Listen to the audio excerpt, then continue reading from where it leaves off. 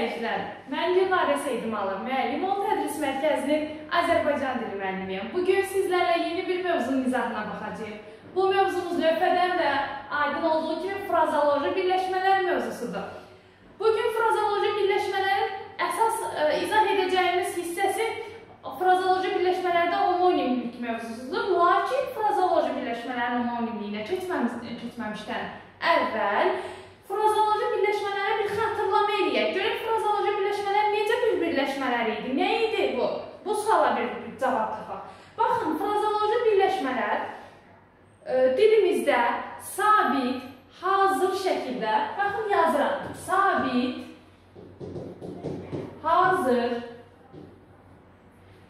hazır şəkildə mövcud olan məcazi mənalı. Məcazi sözünü də buraya yazıram. Məcazi mənalı birləşmələrdir. Yəni, bu birləşmələrdə nədən söhbət gedə bilməz? Həqiqi mənadan söhbət gedə bilməz. Gəlin, elə bu frazoloji birləşmələrə bir neçə misal çəkərək xatırlatmamızı biraz da genişləndirək. Məsəl üçün, deyil qanı qaralmaq və yaxud ürək ağzına gəlmək, ağzına su alıb oturmaq, ağzını qıfıllamaq, nə bilim, cin atına minmək, nə qədər istəsəz frazoloji birləşmə saymaq olar. Bunları saydıqdan sonra indi isə gəlin əsas mətləbimizə keçək. Bu mətləbimiz nədir? Bu mövzumuzun adı nədir?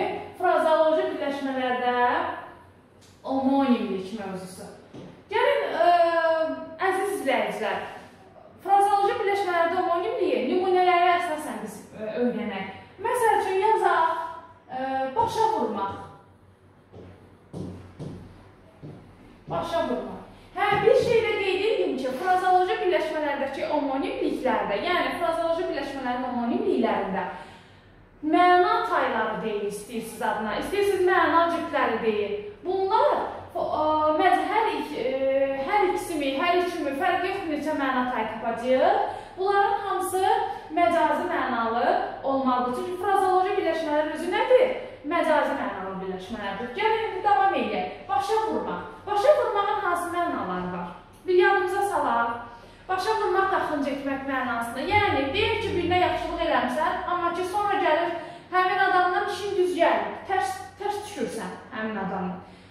Və etdiyin yaxşılığı anında onu nə edirsən? Onun başına vurursan, ona qaxınca edirsən. Bu, yaxşılıq əşya deyil, kimisə başına vurasan.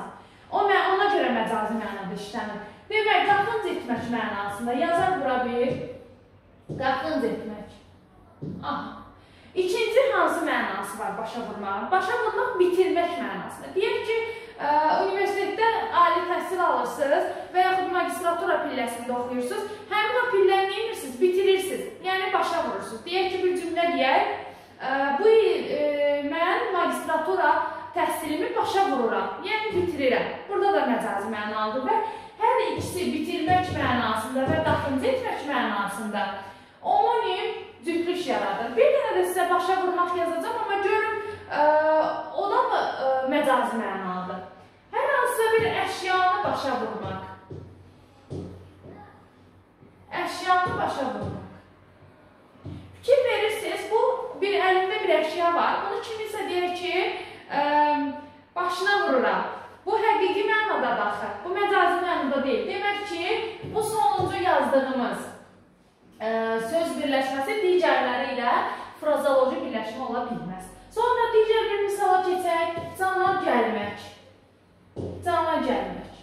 Aha. Cana gəlməyin hansı mənaları var? Biri var bezmək mənası. Yazaq, bezmək. Bir dəqiqə, bunu silək bu hissəsini rahat yaza bilək deyə. Demək, bezmək mənasında. Yəni, cana gəlmək, cana doymaq. Bunlar hamısı frazoloji birləşmələrdir. Bezmək mənasında birindən cana gəlirsən, cana doyursan. Sonra, biri də var ki, o bizim insanlarda bir el arasında bir ifadə var. Arıq bir adam görəndə, ya biraz zəif bir adam görəndə nə deyirlər? Deyirlər ki, ye biraz cana gəl. Bu da qüvvətlənmək mənasında işlənə bilər. Sonra, nə işlədə bilərik? Üz vermək.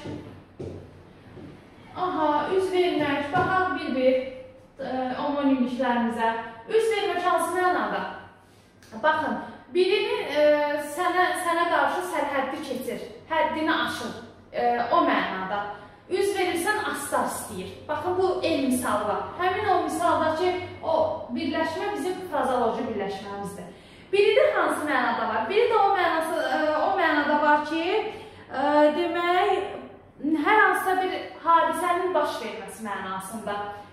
Deyək ki, kiməsə bədbəxtlik üz verib, deyək ki, kiməsə xoşbəxtlik üz verib. Bax, bu mənalarda biz demək işlədə bilirik. Sonra söz vermək yazaq. Bura bir söz vermək birləşməsi yazaq. Aha, baxaq. Söz vermək. Biri var, hər hansısa bir məclisdə mi deyək, çıxışda mı deyək, hər hansı bir konferansda mı? Düşünün, belə düşünün. Orada kiməsə söz vermək, çıxış üçün, yəni səhnəyə dəvət edilmək, söz vermək. Bir o mənada işlədə bilərik. Bir də ikinci bir mənası isə odur ki, vəd vermək mənasında. Baxın, kiməsə vəd verirsən, söz verirsən ki, tutaq gələn ay sənin üçün bu işi eləyəcəm, bu işi edəcəm. Söz verirsən, bu mənada. Sonra biraz burada bunu silək, yenisini yazaq. Aha. Sonra hansı mənamız var? Yenə bizim bir mənamız var. Söz tutmaq. Söz tutmaq. Söz tutmaq hansı mənalarda işlədə bilərik? Baxalım. Söz tutmaq hansı mənada işlənər? Biri var, söz tutmaq, əməl etmək mənasında. Sözümü tuturam. Kiminsə dediyinə, yəni, vədimi vermişəm, söz vermişəm, onu tuturam. Bir o mənada məcazi mənada. Baxın, söz bir əşya deyil ki, əlimizdə tutar. Ona görə həqiqi mənalı hesab olunur. Biri də var, sözdən söz tutmaq. Məsəl üçün, kimisə danışır, sən əslində onun nəyi demək istədiyini tutursan. Bax, bu mənada söz tutmaqda işlənə bilər. Sonra, ürəyi yanmaq. Bir dənəsində yazım sizin üçün. Qələmimizi dəyişək. Aha, nə dedik? Ürəyi yanmaq. Ürəyi yanmaq. Ürəyi yanmaq hansı mənalarda homonimlik yaradır? Ürəyi yanmaq bir var yazığı gəlmək, kiməsə yazığın gəlir. Hər hansısa bir ehtiyacı var deyək, səfil həyat sürür deyək, nə bilim, bir bədbəxtlik üz verib ona deyək. Bu mənada ona yazığın gəlir. Ürəyin yanır. Biri də, bu susuzlayırsan, isti yay günlərdir məlum məsələ, isti vurub səni bir susuzdan yanırsan, gəlirsən, nə deyirsən? Deyirsən ki, ürəyim yanır, mənə bir stəkan su ver. Baxın, o mənada da ürəyi yanmaq məcazi mənalı, homonim frazoloji birləşmə yaradır. Ürəyimiz yana bilməz axı. Fikir verirsiniz sözün mənasına. Frazoloji birləşmənin özünə bir diqqət edirsiniz. Ürəyim bir ocaq deyil ki, harası atım yandırım.